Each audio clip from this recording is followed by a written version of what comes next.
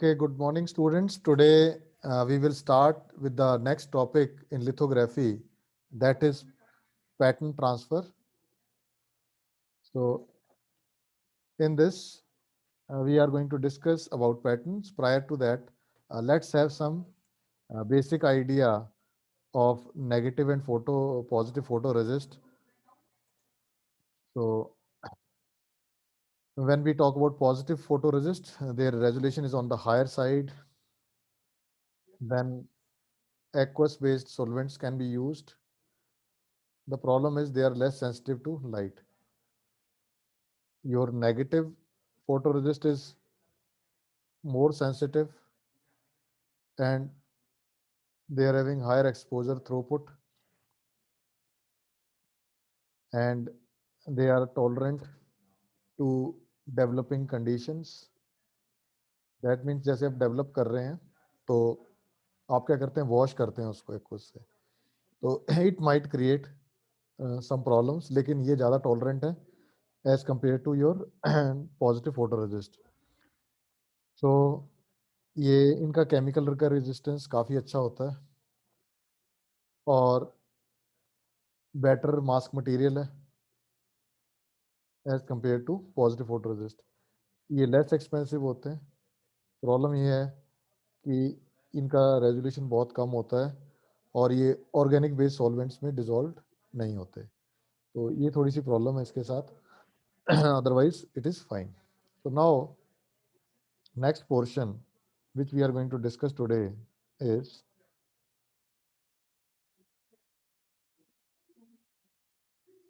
pattern transfer.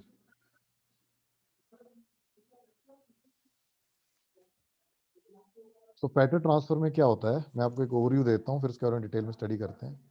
कि जैसे suppose सबसे पहले आपने क्या किया, आपने एक सिलिकॉन सबस्ट्रेट लिया and what you done, you have oxidation for that, silicon oxidation, silicon oxidation, silicon dioxide इस पर डिपॉजिट कर दिया.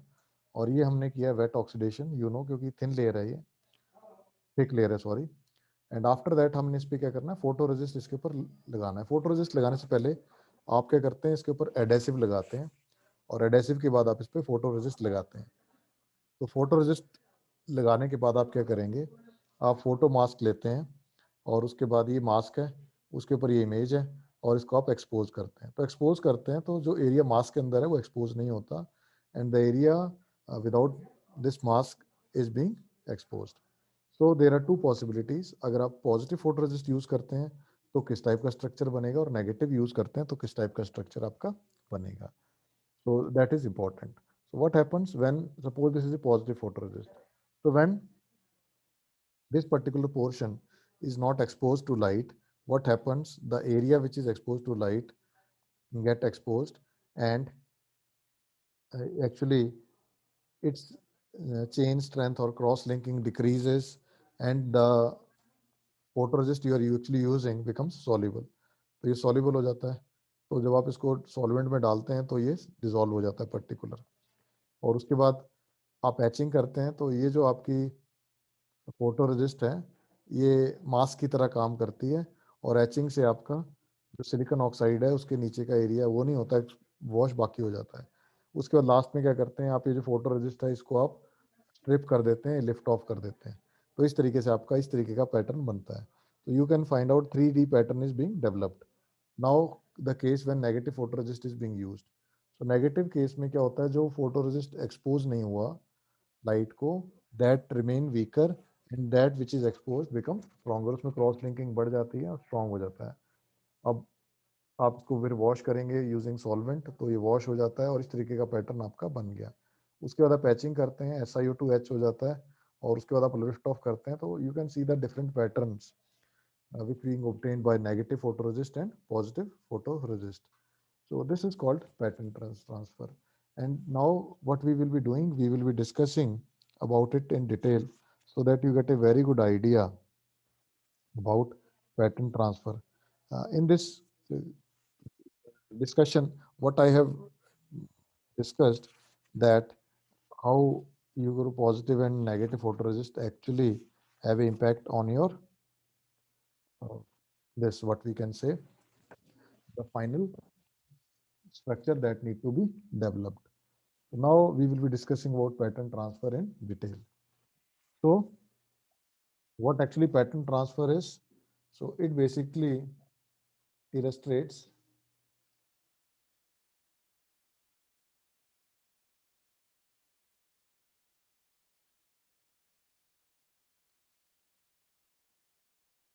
the steps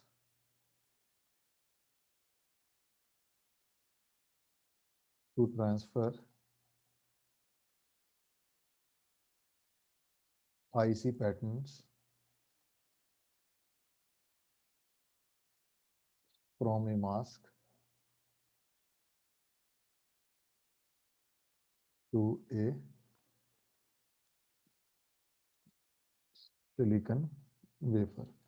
So the steps we have discussed, हमने क्या देखा कि आपने क्या किया, जो आईसी पैटर्न था मास्क के ऊपर उसको आपने सिलिकॉन वेफर के ऊपर ट्रांसफर कर दिया. तो जो सिलिकॉन वेफर था उस के ऊपर SiO2 थी, insulating SiO2 layer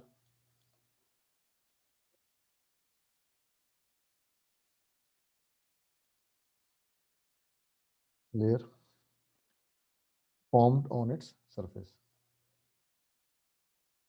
formed on its surface. तो इस तरीके से आपका सिस्टम था. उसके बाद जो वेफर था, ये जो हम हैं वेफर को कहाँ रखेंगे, क्लीन रूम में. We place the wafer in clean room और इसको येलो लाइट से हम इल्यूमिनेट करते हैं. Yellow light illumination is there.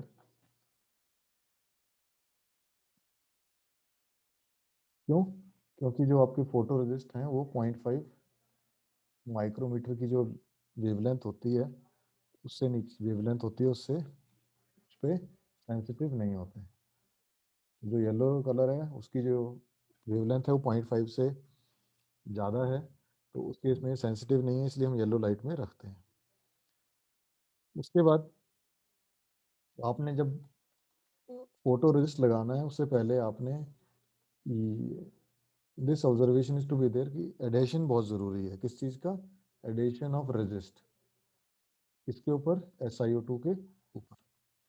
So what you will do, you will change. जो पहले जो सरफेस थी वो आपकी हाइड्रोफिलिक थी, वो अब हाइड्रोफोबिक बन जाएगी. One repels other. So this is important. So for that, what you need a adhesive. तो adhesive जो normally use होता है वो होता है HDMS. HDMS is basically hexa dimethyl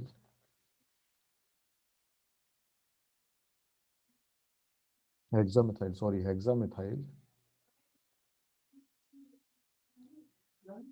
dihydrogenase. तो ये एडेसिव हम नॉर्मली यूज़ करते हैं. इसको एडेशन प्रमोटर भी कहते हैं, बिकॉज इसके बिना आपका जो फोटो रेजिस्ट है वेफर के ऊपर स्टिक नहीं हो सकता, इसलिए हम इसको कहते हैं adhesion promoter. This chemical is being used as adhesion promoter, कि आपका जो वेफर है उसके ऊपर आपने फोटो रेजिस्ट लगाना है, उससे पहले आपको ये अप्लाई करना पड़ेगा. So how this thing is being done, आप क्या करेंगे, एप्लीकेशन ऑफ HDMS लेयर, ये करते हैं आप, और ये सब वैक्यूम में होता है.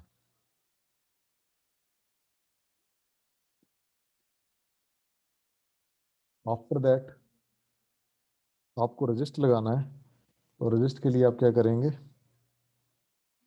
स्पिन कोटिंग करते हैं. बेसिकली स्पिन कोटिंग,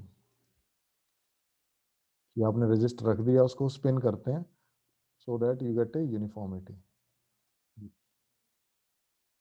तो जो लिक्विड आप रखते हैं वो रखते हैं 2 to 3 centimetre cube of resist, और उसको स्पिन करते हैं ताकि वो यूनिफॉर्मली वो हो जाए। ऐसा हम 30 सेकेंड्स तक करते हैं ताकि यूनिफॉर्मली स्प्रेड हो जाए, यूनिफॉर्मली स्प्रेड ऑन द। तो अभी तक हमने क्या पढ़ा? हमने पढ़ा कि सबसे पहले आप वेफर को ऊपर SiO2 फॉर्म करते हैं, उसको क्लीन रूम में रखते हैं, येलो लाइट में रखते हैं, और उसके ऊपर एडेशन की ज़रूरत है ताकि आप जो फोटो रेजिस्ट अप्लाई करना है आपने वो डायरेक्टली नहीं स्टिक होगा।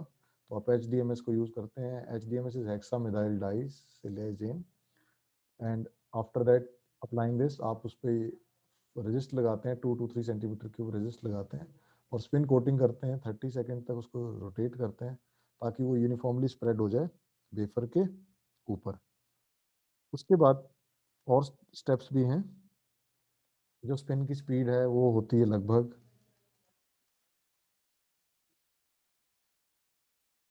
1000 to 10,000 RPM, इतनी स्पीड होती है। इस पर आप उसको रोटेट करते हैं और जो थिकनेस ऑब्टेन होती है uniform, that is 0.5 to 1 micrometre. इतनी थिकनेस आप फोटो रेजिस्ट की करते हैं। तो जो ये थिकनेस है, that is related to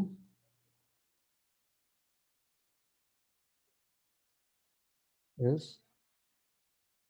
related to viscosity. किस चीज़ की विस्कोसिटी? जो आप रेजिस्ट यूज कर रहे हैं उसकी विस्कोसिटी कितनी है। अब इसकी स्पिनिंग कर ली आपने, उसके बाद नेक्स्ट स्टेप क्या है, दैट इज ऑल्सो इम्पोर्टेंट। उसके बाद आप करते हैं इसको soft bake. Soft bake, soft bake क्यों? क्योंकि ज़्यादा हाई टेम्परेचर पे हम रखते नहीं हैं, प्रॉब्लम्स आ सकती हैं क्रिस्टल में। तो हम 90 से लेके 120 डिग्री सेल्सियस तक उसको रखते हैं। कितनी देर के लिए? 60 to 120 सेकेंड्स।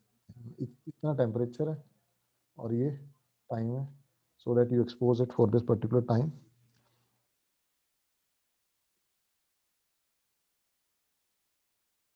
तो इसका दो बेनिफिट हैं सॉफ्ट बेकिंग के। एक तो to remove the solvent, solvent means deionised water होता है, वो हट जाए फ्रॉम रेजिस्ट। ये है सॉफ्ट बेकिंग का एडवांटेज। एंड सेकंड इज जो रेजिस्ट है, to increase the resist adhesion to the wafer. जो आपने रेजिस्ट अप्लाई किया है वेफर के ऊपर, वो उसके साथ स्टिक हो जाए।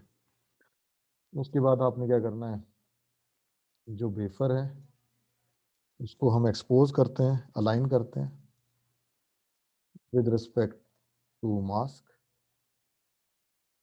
ठीक है, जैसे सपोज ये वेफर है, अब ये आपका मास्क है, तो आप इसके रिस्पेक्ट में कुछ बनाए होते हैं अपने पैरामीटर्स, उसके अकॉर्डिंगली आप इसको अलाइन करते हैं और फिर आप इसको एक्सपोज करते हैं। तो ये जो सिस्टम है इसको हम कहते हैं ऑप्टिकल लिथोग्राफी सिस्टम। और जो एक्सपोज करते हैं हम वो यूज़ करते हैं हम अल्ट्रावायलेट लाइट, UV लाइट, इससे हम एक्सपोज करते हैं। तो उसके बाद आपको मालूम ही है कि अगर हम पॉजिटिव फोटो रेजिस्ट करते हैं तो जो एरिया एक्सपोज हुआ है वो डेवलप नहीं होता, और अगर नेगेटिव फोटो रेजिस्ट यूज़ करते हैं तो जो एक्सपोज हुआ है नहीं हुआ वो डेवलप होता है। तो exposed is not develop in case of negative photo resist. अब आपने एक्सपोज कर लिया, उसके बाद आप उसको करते हैं, उसको कहते हैं नेक्स्ट स्टेप को, that is called photo resist development. तो आप क्या करते हैं, एक सॉल्वेंट लेते हैं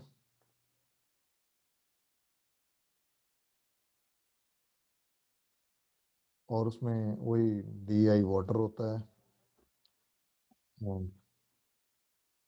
डेवलपर सॉल्यूशन होता है।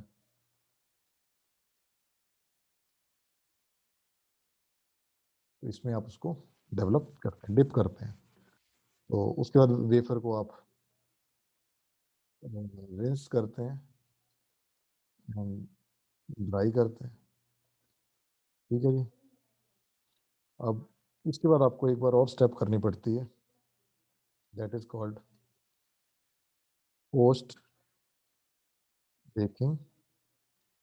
और ये लगभग 100 टू 180 डिग्री सेल्सियस तक होती है।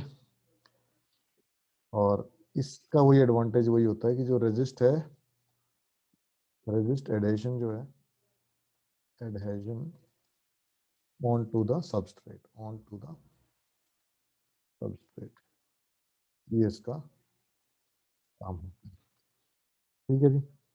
अब ये सब आपने कर दिया, उसके बाद आपने एचिंग करनी होती है, जो आप देख चुके हैं कि एचिंग इज बीइंग डन। और एचिंग के बाद आप क्या करते हैं, लिफ्ट ऑफ, जो भी आपका फोटोरेजिस्ट है उसको आपने स्ट्रिप करना है। तो this is the last process. तो जितनी बार भी आपने इसको करना है, इसको डिपॉजिट करना है, कुछ करना है, उतनी बार ही आपको ये बार बार स्टेप्स करनी पड़ेंगी कि फोटोरेजिस्ट लगाइए, और इतनी स्टेप्स के थ्रू आपको जाना पड़ेगा। That is the entire step as far as your this pattern transfer is being concerned. So lift off में भी आप डिफरेंट डिफरेंट उसके लिए कर सकते हैं, जैसे मेटल के लिए कर सकते हैं, और अलग अलग चीज़ें आप रिमूव कर सकते हैं। So there are so many factors related to that. So this is about your optical lithography. अब प्रॉब्लम क्या होती है कि जब आप नॉर्मल लाइट यूज़ करते हैं तो उसमें प्रॉब्लम्स जो रहती हैं, वो सबसे बड़ी प्रॉब्लम जो इनकाउंटर होती है दैट इज रेजोल्यूशन। कि रेजोल्यूशन जो है डिफ्रैक्शन की वजह से ख़त्म हो जाता है। So to get rid of that, the people researchers have this idea and they look forward for resolution enhancement techniques, कि रेजोल्यूशन कैसे बढ़ाया जाए। क्योंकि रेजोल्यूशन अगर आपका अच्छा नहीं होगा तो you are having some problems. तो उसके लिए उन्होंने कुछ कुछ टेक्निक्स डेवलप करी हैं।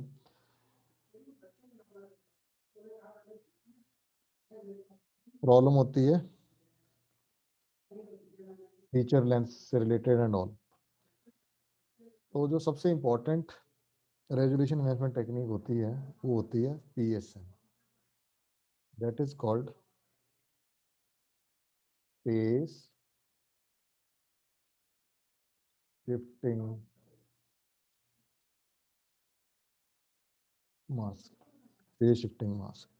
So what is the purpose of this? This is being used for resolution enhancement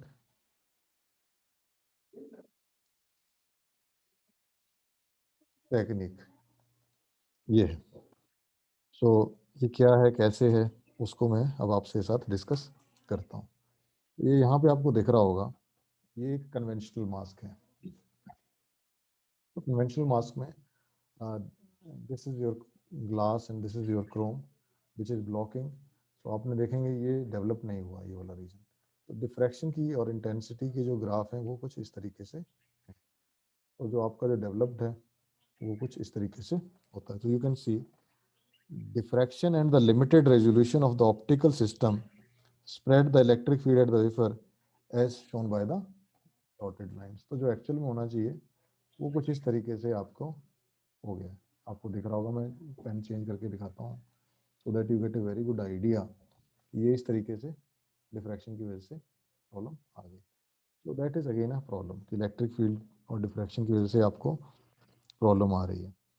और अगर आप बात करें इंटरफेरेंस की, तो जो वेव्स डिफ्रैक्ट हो रही हैं, तो okay I will write it down so that you get a very good idea. Otherwise sometimes listening is better than reading. तो अगर हम कन्वेंशनल मास्क की बात करें,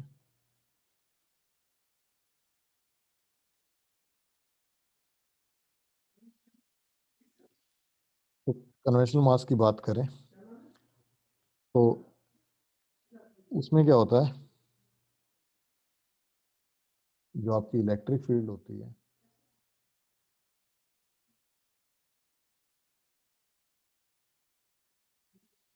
has the same face with the same face at every aperture.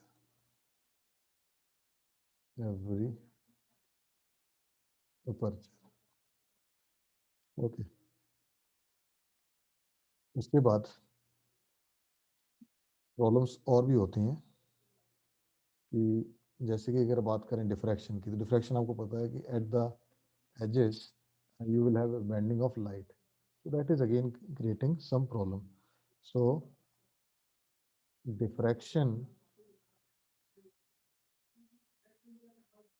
and the limited resolution of the optical system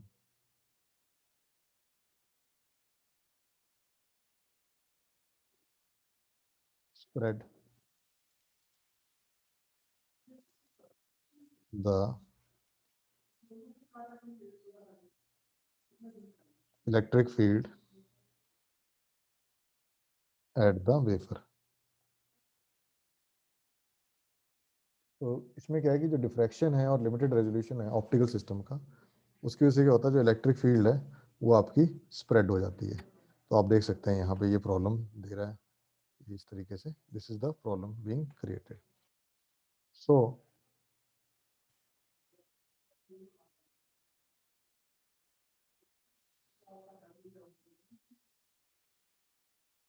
here what we can सी,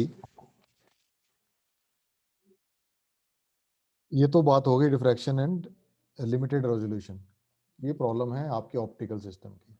तो इसके साथ एक प्रॉब्लम और आ रही है, दैट इज इंटरफेरेंस। और इंटरफेरेंस किसके बीच में? Interference between waves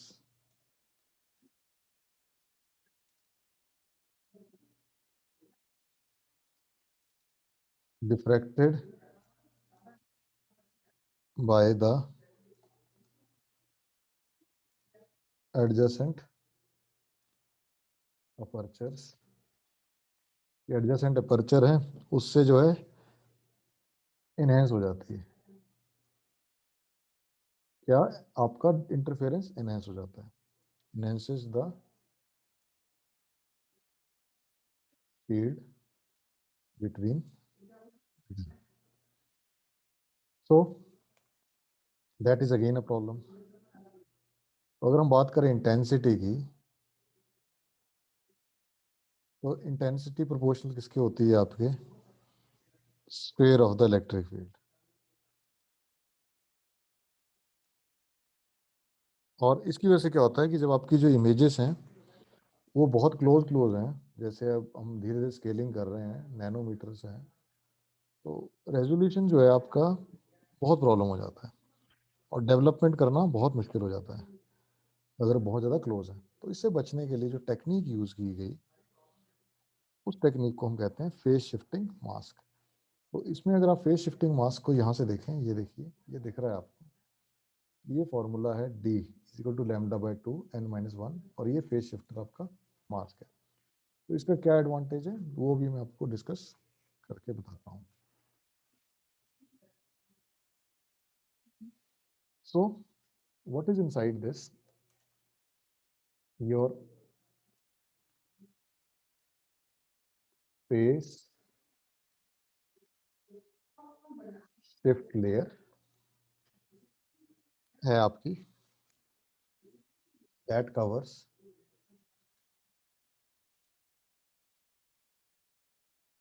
adjacent apertures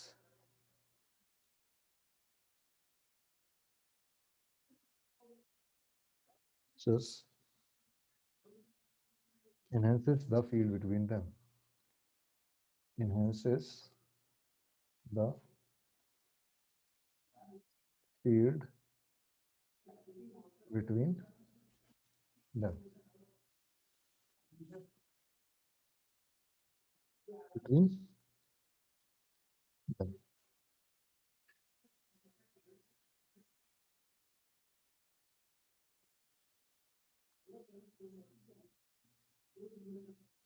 Okay.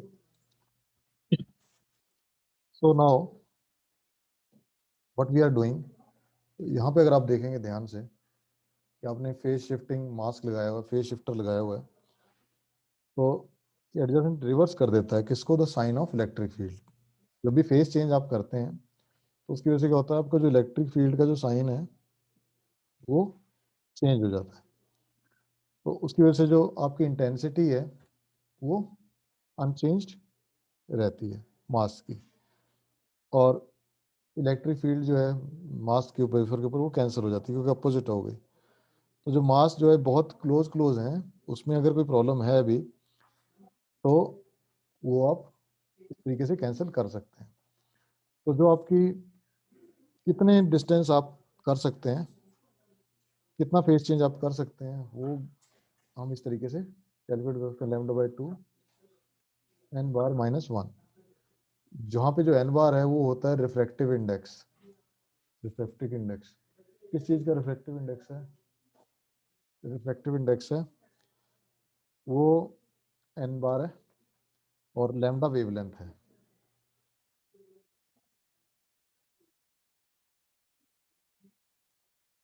किस चीज़ की वेवलेंथ है? अपर्चर की, जो अपर्चर आपका कवर हो रहा है। तो इस तरीके से आप इसको कर सकते हैं। फेज शिफ्टिंग मास्क आप यूज़ करते हैं तो आपकी यहाँ पे दिख रहा है कि आपकी इंटेंसिटी इस तरीके से हो जाएगी, और ये इस तरीके से इंटेंसिटी बनेगी, इलेक्ट्रिक फील्ड है डिफ्रैक्शन की वजह से, तो ये कैंसिल करेगी एक दूसरे को, और जो आपका रेजोल्यूशन है वो आपका बेटर हो जाएगा when you use phase shifting mask. एक टेक्निक और है रेजोल्यूशन को इन्हेंस करने की, उसको कहते हैं हम OPC, that is called optical proximity correction. Optical proximity correction.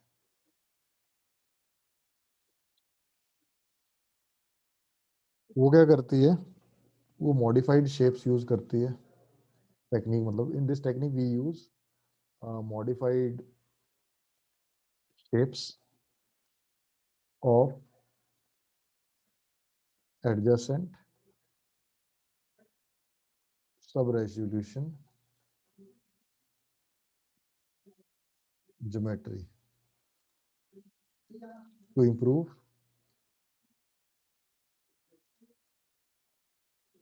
Imaging capability.